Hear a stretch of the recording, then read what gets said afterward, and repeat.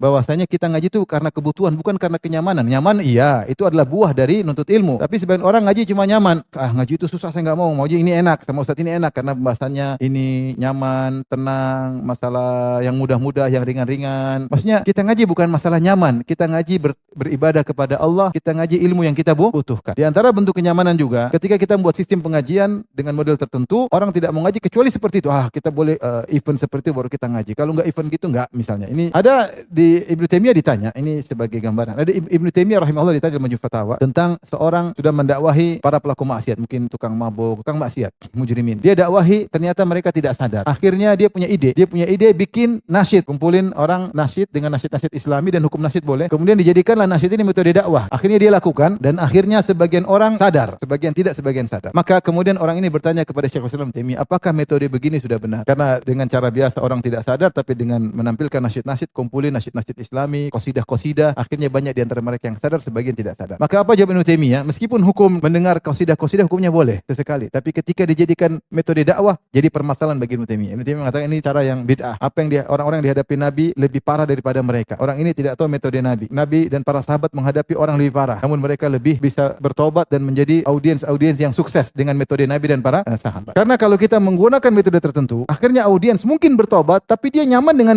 metode begini aja. Itu jadi problem. Sehingga dia tidak akan upgrade, bahkan dia cenderung menjauh dari metode yang benar-benar sesuai dengan yang dianjurkan. Dia kenapa? Dia nyaman dengan metode yang seperti ini. Dan dia maunya seperti ini. Ini salah satu efek ketika kita membuat satu ide atau inovasi dalam dakwah yang ternyata aneh-aneh. Sehingga orang-orang sukanya dan audiensnya modelnya begitu. Akhirnya ngaji, enggak gitu lah. Nyaman yang begini. Oke yang begini. Yang happy. Tawa ketiwi.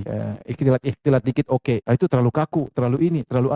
Akhirnya dia susah upgrade karena dia mendapati kenyamanan. Ini yang saya suka. Ini bahaya kalau kita inovasi dakwah ternyata melanggar atau yang tidak sesuai dengan ajaran para salaf. Oleh karena dahulu ada seorang namanya Al-Harith Al-Muhasibi, dia nulis buku judulnya Tawahum. Ada di internet Tawahum. Tawahum itu bahasa Arabnya artinya bayangkan. Maka isinya bagus, dia bilang bayangkan seandainya kau mati, datanglah malaikat maut. Bayangkan ketika kau tidak bisa begini, bayangkan ketika datang malaikat mungkar dan nakir dan kau tanya marrabuk, bayangkan ketika kau dibangkitkan. Itu buku kalau kita lihat semua ada dalilnya. Tapi metodenya bayangkan. Bahkan judulnya adalah bayangkan. Ternyata gara-gara buku ini Al-Harith Muhasibi ditahdzir oleh Imam Ahmad, ditahdzir oleh Abu Zur'ah Al-Razi. Ada nukilan semua.